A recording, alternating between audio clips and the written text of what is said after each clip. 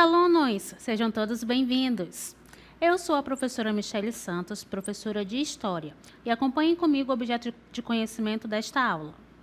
Aula 9, objeto de conhecimento, relações de apropriação e transformação da natureza pelas diferentes sociedades humanas ao longo do tempo. Compreensão de cultura como o conjunto de tudo aquilo que o homem constrói, modificando e causando impactos econômicos e socioambientais em âmbito local, regional, nacional e global. Proposição de práticas sustentáveis com consciência e ética socioambiental. O detalhamento, a história das sociedades indígenas e sua relação com a apropriação da natureza. Vamos à nossa aula?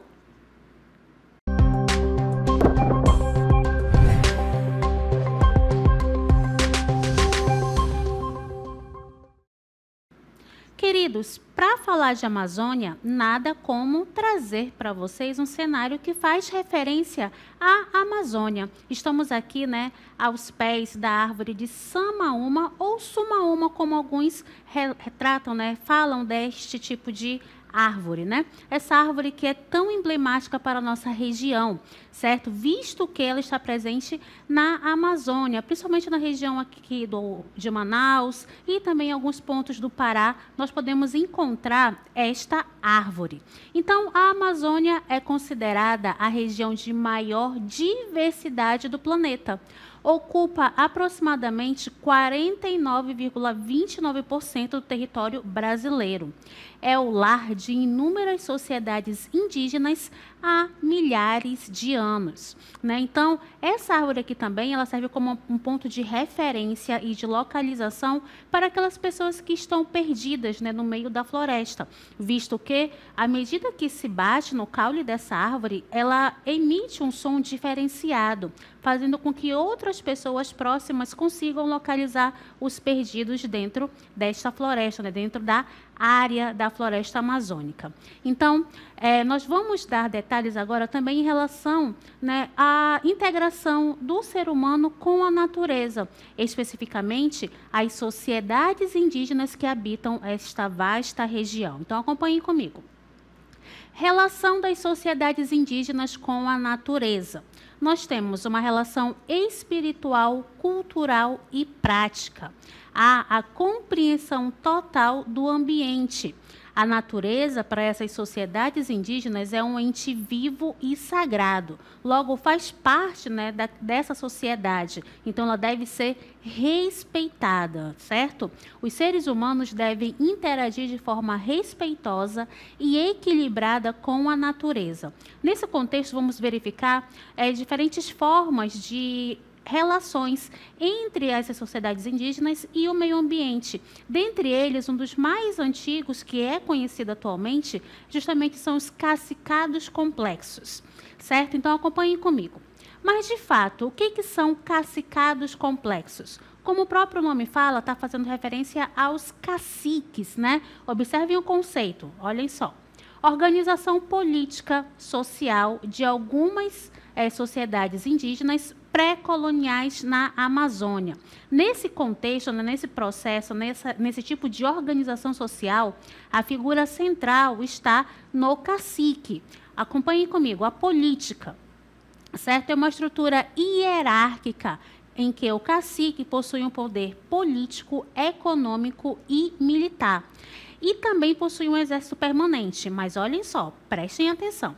Quando se fala dessa questão de exército permanente dentro dos cacicados complexos, não podemos fazer uma comparação com o exército das sociedades europeias e também o exército como nós conhecemos atualmente.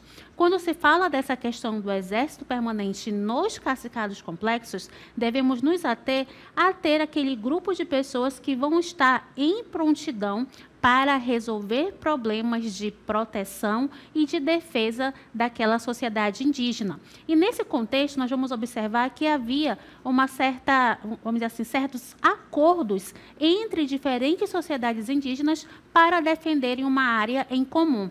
Por isso que se fala que há essa função desse exército permanente dentro dos cacicados complexos, ok? Em relação à economia, né, nós temos a coleta de tributos e uma redistribuição de recursos. Como a centralização política estava nas mãos do cacique, esse cacique fazia essa coleta de tributos, recebia os recursos e depois redistribuía de forma igualitária dentro da sociedade em que ele estava inserido e que ele era o chefe. Certo? E qual em relação ao legado, né? O que os cacicados deixaram? Né, vamos observar uma capacidade de adaptação quando se fala em relação à sua integração com o meio ambiente, gerenciamento de recursos naturais e humanos e aldeamentos densamente habitados. Então, essas características, né, mostram a organização desse cacique em ter que interligar, né, e ter que administrar esse complexo, né, essa sociedade que estava ali sob sua responsabilidade. E quais são os exemplos de cacicados que nós podemos citar? Os Omáguas, no Médio e Alto Amazonas, e os Tapajós, no Baixo Amazonas, e alguns grupos, né, da Ilha do Marajó. Então, esses exemplos, eles evidenciam justamente a complexidade desses cacicados, a origem, né, vamos dizer assim, a estruturação desse tipo de sistema político e administrativo dentro da região amazônica, certo? Então, acompanhem comigo agora as sociedades indígenas pré-colombianas. Nós temos os caçadores-coletores e primeiros agricultores. Podemos fazer uma referência aqui justamente a povos seminômades, ou seja, né, que praticavam o nomadismo porque buscavam áreas em que pudessem recolher alimentos para a sua sobrevivência. Então, esse tipo de grupo, né, eles vão utilizar vastos recursos florestais para a caça, a pesca e coleta de plantas silvestres. Há pouca transformação da natureza e haverá o desenvolvimento da roça de coivara. Mas, de fato, né, o que é coivara, professora? Acompanhem comigo que nós trouxemos aqui para vocês uma imagem que faz referência à coivara, né? Essa imagem, ela representa uma queimada de floresta virgem e é uma obra de arte, né? Então, a coivara é uma técnica de preparo da terra para o plantio. Ela consiste em cortar e queimar a vegetação de um terreno para limpá-lo e adubá-lo com as cinzas. Dentre os seus pontos negativos está o desmatamento intencional ou acidental, por conta da prática da queimada. Outro aspecto negativo é que ela gera poluição do ar por conta da queimada, né, da vegetação. Esse sistema, né, de coivara, ele era utilizado bastante pelos povos indígenas e ainda hoje ele é praticado. Porém, com as sociedades indígenas, havia um período de utilização dessas terras de 2 a 3 anos e depois aquelas áreas que foram devastadas, né, e foram queimadas, elas entravam num período de pousio, ou seja, um período de descanso por cerca de 10 a 20 anos, ou seja, um período bom para que houvesse a recuperação do solo, visto que ele acabava ali sendo empobrecido por conta da prática da queimada, certo? Então, vamos observar agora o próximo exemplo, né, de sociedades indígenas pré-colombianas. Sociedades complexas. Aqui nós podemos fazer referência justamente aos povos sedentários. Desenvolveram sistemas agrícolas avançados, construíram grandes estruturas de terra, como os geoglifos e as terras pretas de índio. As alterações do ambiente foram significativas, mas sustentáveis e integradas aos ecossistemas locais. Então, essas sociedades complexas vão transformar o meio ambiente, porém, sempre vão integrar essas práticas com a sustentabilidade e também em preservação dos ecossistemas locais. Observem agora comigo um exemplo que mostra justamente os geoglifos. Né? Aqui nós temos, né, a presença dos geoglifos, são imagens, né, são recortes geométricos e que só são vistos, vamos dizer assim, por vista de satélites, certo? Esses geoglifos, em geral, delimitam o espaço interno, que varia entre 1 a 3 hectares. certo? O tamanho varia entre 20 e 385 metros de diâmetro, ou seja, o lado, com média de 137 metros. Há uma tendência de que as figuras de menor tamanho sejam círculos, mas em tamanhos maiores há tanto círculos quanto quadrados. E a valeta tem profundidade média de 1,40 m a 5 metros. Infelizmente, nós só conseguimos ter a visibilidade desses geoglifos por conta do desmatamento. E há registros que essas formações feitas pelos povos indígenas tradicionais serviam como locais de cultos religiosos ou pontos de encontro, mas que não há presença registrada de que houvesse habitações permanentes nessas áreas desses geoglifos, certo? E para complementar, né, essa questão do uso sustentável da terra, pelos povos tradicionais indígenas, trouxemos aqui um engenheiro agrônomo chamado Michael, que ele vai falar um pouquinho mais sobre o uso da terra preta indígena. Acompanhem comigo. Olá, sou Michael Santos, engenheiro agrônomo, especialista em gestão ambiental e também sou professor. Hoje nós vamos bater um papo sobre terra preta de índio. Mas o que vem a ser terra preta de índio? Nós sabemos que a terra preta de índio são solos antropizados. Ou seja, o índio trabalhou nela por milhares e milhares de anos. Então você começa a observar que a terra é escura. É a primeira característica. Por que essa cor escura? Porque ela é rica em matéria orgânica. E isso vai facilitar o desenvolvimento das plantas. Então, qual é a ideia? É que a gente possa entender como é que é a dinâmica desses solos. Como é que o índio chegou nesse produto, que é rico em cálcio, potássio, fósforo, manganês, magnésio. São nutrientes essenciais para que a planta possa desenvolver adequadamente. E aí se pensa muito no Amazonas como algo intocável.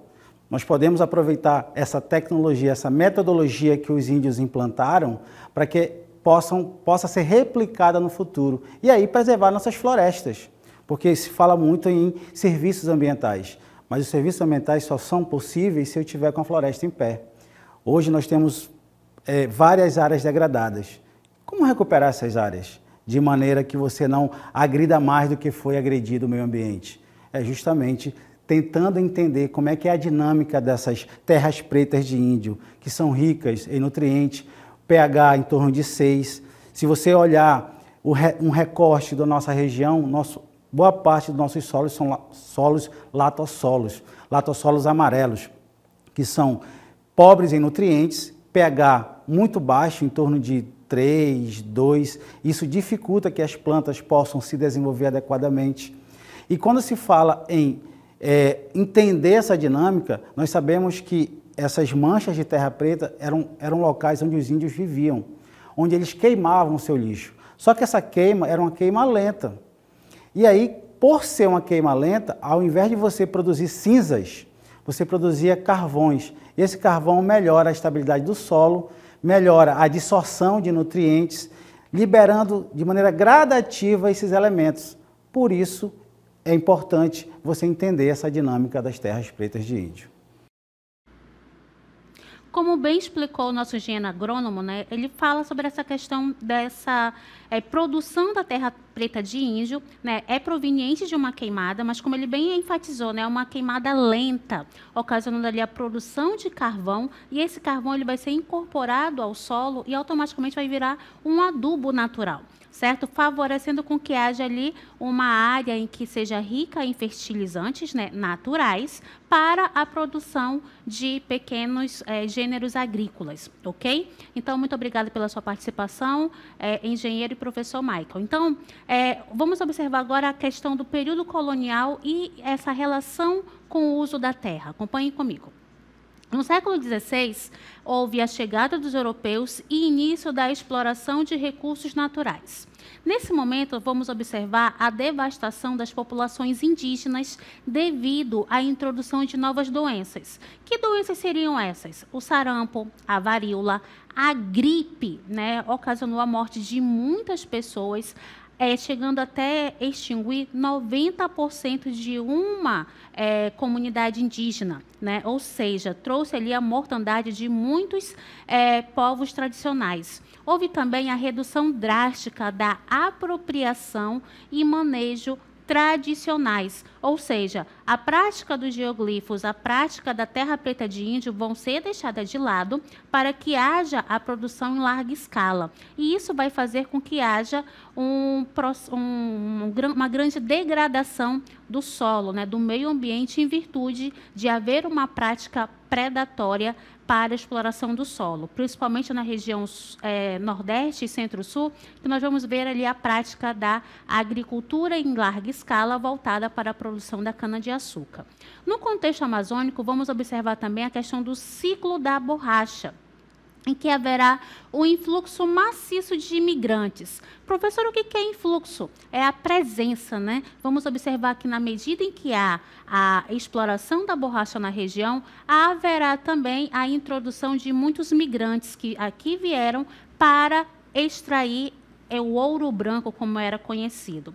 Vamos observar também o aumento da exploração dos recursos naturais. Não vai se ater apenas à exploração da borracha, mas a outros gêneros agrícolas, né, outros gêneros naturais da região amazônica.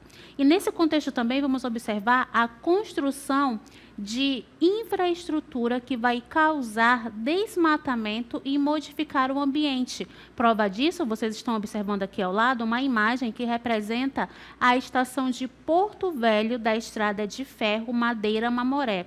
Para a construção dessa estrada de ferro, houve o desmatamento de uma grande área florestal para que houvesse ali o escoamento dos produtos que eram retirados da floresta amazônica.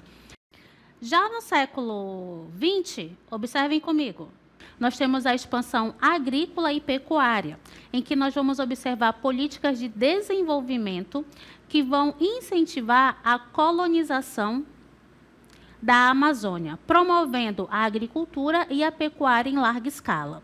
Transformação do ambiente, áreas florestais vão se tornar pastagens e plantações de soja. Então, observem que, já no século XX, nós temos aqui essa questão, né, de uma expansão agrícola em larga escala, né, em que há essa questão de áreas florestais que vão se tornar, vão ser desmatadas, né, para virar pastagens para a criação de gado e também para plantações de soja, certo? Continuando, a apropriação dos recursos naturais intensificaram-se com a mineração e construção de hidrelétricas. A mineração causou degradação ambiental, como a poluição dos rios e o desmatamento. Certo? Então, no momento em que há o uso da mineração, há também o assoreamento desses recursos hídricos. Há também a questão da poluição dos rios pelo uso, principalmente do mercúrio, que vai ser utilizado para essa prática da mineração.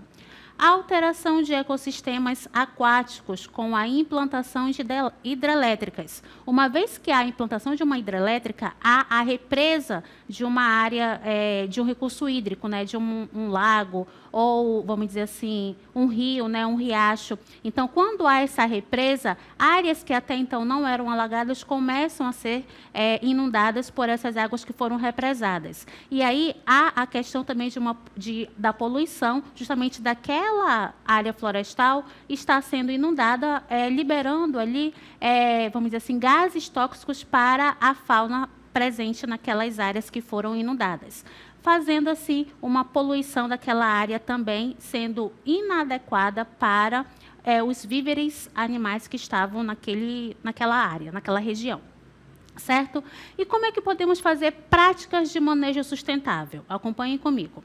As práticas de manejo ambiental dos indígenas são baseadas em um profundo conhecimento ecológico, como, por exemplo, a prática de coivara, seguidos de períodos de pousio, que permitem a regeneração da floresta. Quando se fala desse período de pousio, nós devemos observar que, para as sociedades indígenas, esse período de repouso do solo, que é a mesma coisa que período de pousio, era de 10 a 20 anos. Então, eles desmatavam uma área, eles utilizavam aquela área por 2 ou 3 anos no máximo, porque o solo ficava empobrecido, e depois eles se retiravam daquela região e iam para outro local.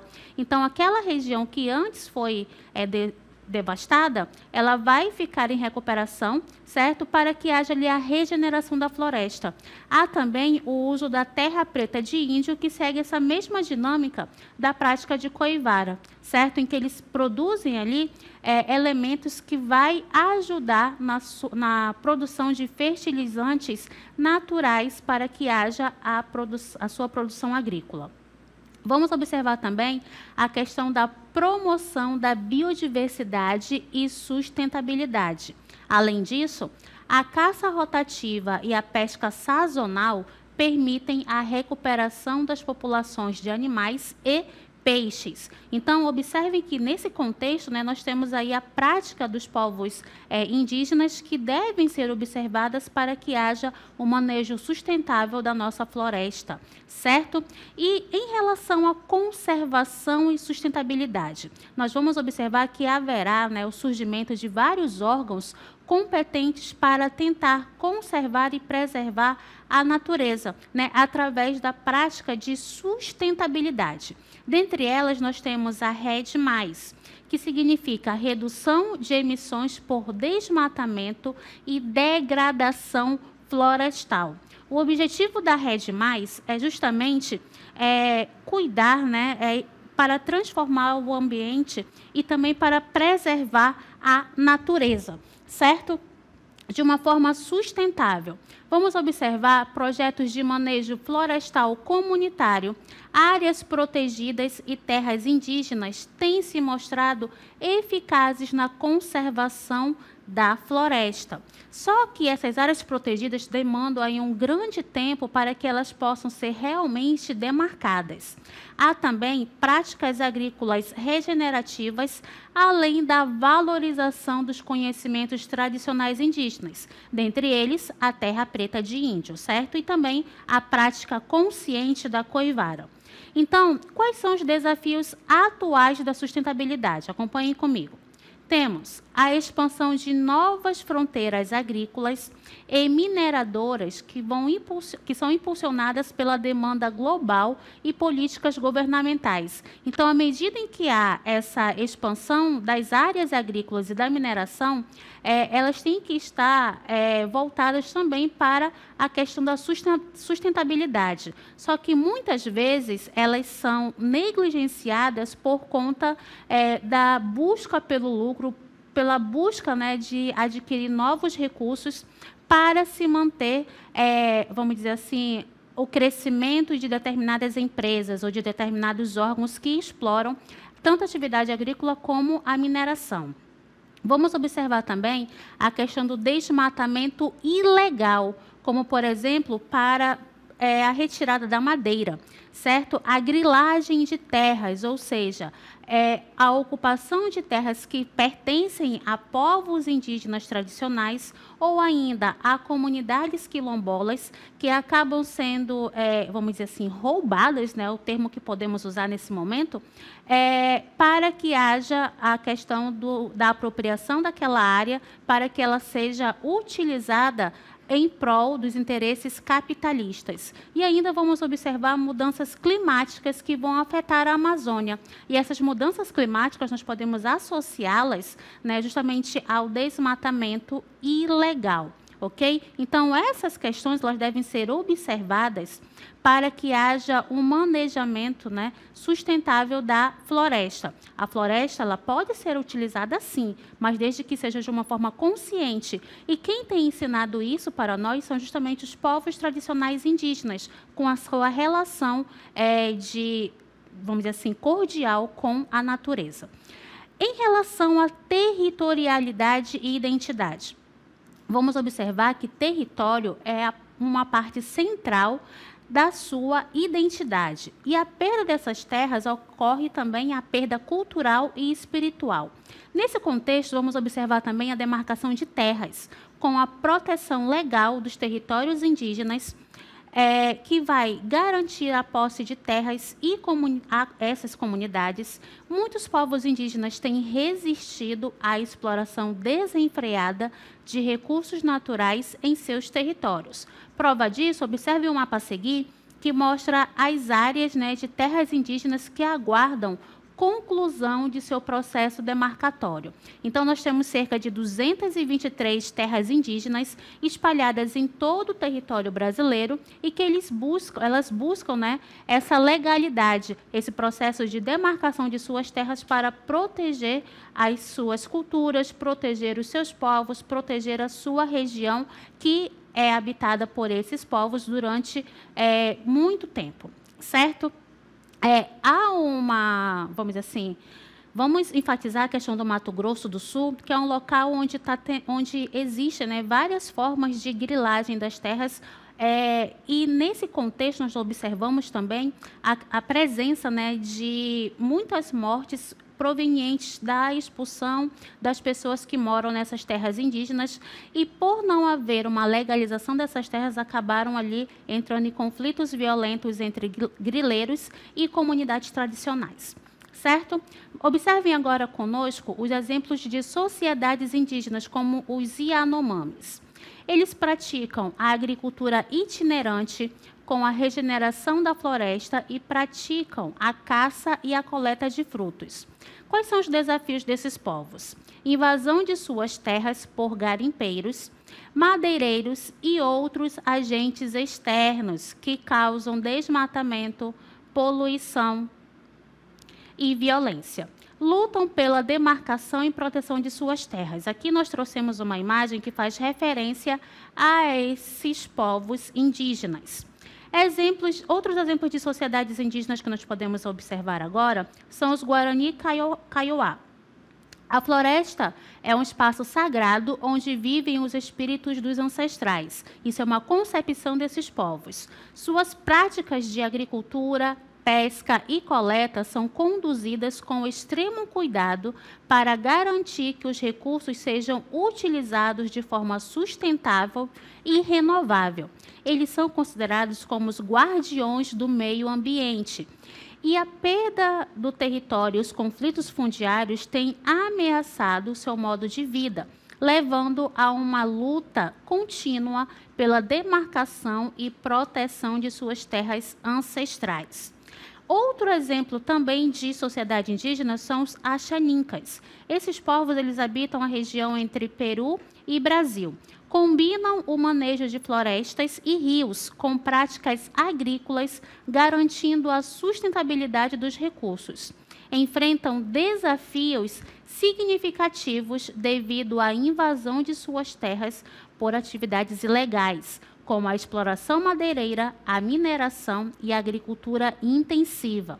Eles são também considerados guardiões do meio ambiente, defendem seus direitos territoriais e promovem a demarcação e a proteção de suas terras. Estão engajados em parcerias com organizações ambientais e governos para implementar projetos de manejo sustentável e conservação da floresta. Então, esses povos eles têm essa ideia, né, de ter que proteger a floresta.